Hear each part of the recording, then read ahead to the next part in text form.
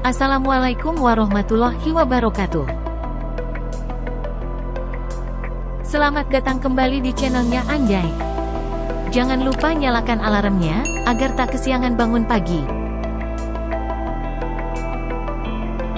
Indonesia akan segera memasuki era baru teknologi toll road. Salah satunya dengan rencana penerapan teknologi MLFF. Apakah kamu sudah mendengar bahwa sistem MLFF akan diterapkan di jalan tol Indonesia mulai tahun 2024? Berikut ulasannya. Apa itu MLFF? MLFF merupakan singkatan dari Multi-Lane Free Flow. Teknologi ini akan membuat pengguna jalan tol tidak perlu lagi berhenti di gardu tol untuk melakukan pembayaran. Ya, konon MLFF disebut akan menggantikan proses pembayaran dengan metode tap kartu e-tol yang berlaku saat ini. Teknologi MLFF merupakan sebuah inovasi pada layanan transaksi di jalan tol tanpa sentuh, yang dapat dilakukan secara otomatis melalui aplikasi di smartphone yang bernama Kantas. Aplikasi Kantas dilengkapi dengan sistem server base yang memanfaatkan teknologi GNSS atau Global Navigation Satellite System. Dengan teknologi GNSS tersebut, rute perjalanan dan data kendaraan milik pengguna jalan tol akan dikenali melalui GPS. Jadi, penerapan MLFF akan secara otomatis menghilangkan fungsi barrier di gerbang tol. Pengguna jalan tol bisa tetap melaju tanpa hambatan karena setiap kendaraan yang melintas di gerbang tol akan terdeteksi oleh sensor. Nantinya untuk bisa menikmati layanan bayar tol tanpa sentuh tersebut, kamu cukup mengunduh aplikasi Kantas. Selanjutnya, kamu akan diminta melakukan registrasi diantaranya mengisi data diri, data kendaraan serta memilih metode pembayaran yang tersedia pada aplikasi tersebut. Saat teknologi ini mulai diterapkan, satelit akan menentukan lokasi mulai dan berhenti kendaraan melalui proses map matching. Sistem ini akan melakukan penghitungan tarif tol berdasarkan jarak yang ditempuh. Selain menjadikan pengguna jalan tol tidak lagi perlu berhenti di gerbang tol, penerapan MLFF juga memiliki beberapa kelebihan lainnya, diantaranya 1. Waktu antrian lebih cepat. Penerapan MLFF diyakini akan menghemat waktu transaksi menjadi lebih cepat.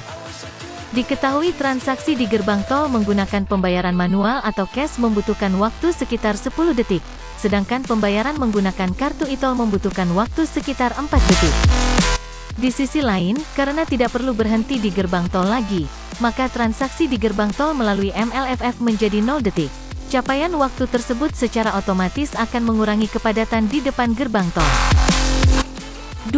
Konsumsi BBM lebih hemat bahan bakar, biasanya akan lebih cepat habis jika kendaraan banyak berhenti. Saat bepergian keluar kota misalnya, kamu akan banyak berhenti untuk melakukan pembayaran di beberapa gerbang tol. 3. Memangkas waktu tempuh. Saat bepergian jauh melewati banyak ruas jalan tol, waktu tempuh kamu akan jadi lebih singkat karena tidak perlu berhenti di gerbang tol. Selanjutnya untuk penerapan MLFF ini bisa akan sangat bermanfaat saat musim mudik tiba. Direktur Jalan Bebas Hambatan Direktorat Jenderal Bina Marga Kementerian PUPR Triono Juno Asmono, menambahkan, teknologi ini baru akan mulai diterapkan pada seluruh lajur gerbang tol pada Maret tahun 2024. Namun sebelum menerapkan sistem Multi-Lane Free Flow atau MLFF ini, ternyata beberapa gerbang tol di Pulau Jawa juga sudah bisa menggunakan sistem tanpa kartu. Hanya saja, teknologi yang digunakan berbeda, yakni sistem RFID atau Radio Frequency Identification. Penggunaan RFID ini bersamaan dengan penggunaan aplikasi di HP pintar, melalui aplikasi Let It Flow. Jalan tol Trans Sumatera sendiri dijadwalkan juga akan menggunakan sistem Multi-Lane Free Flow atau MLFF menggunakan teknologi Global Navigation Satellite System atau GNSS. Dengan diimplementasikannya sistem ini, pengendara tidak lagi perlu berhenti dan kendaraan dapat terus berjalan seperti biasa. Sehingga tidak ada lagi antrian pada gerbang tol dan mempersingkat waktu tempuh dan efisien. MLFF ini sendiri merupakan hasil kerjasama bilateral antara Indonesia dengan Hungaria, dengan tujuan meningkatkan sistem pembayaran tol di seluruh Indonesia.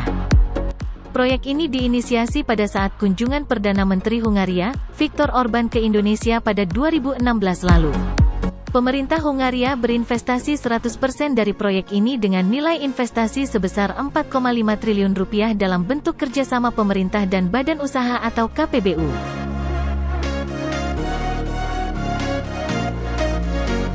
Terus pantau channel kita agar tak ketinggalan berita-berita terupdate tentang Tol Trans Sumatera.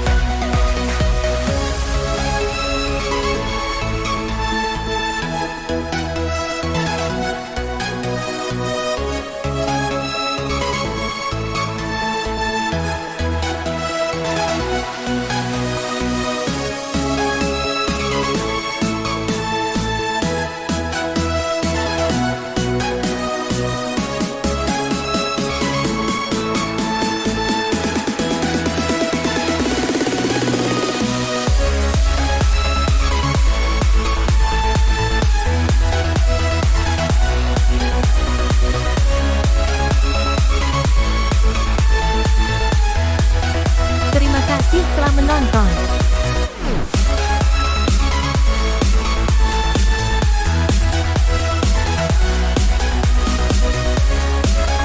Wassalamualaikum warahmatullahi wabarakatuh.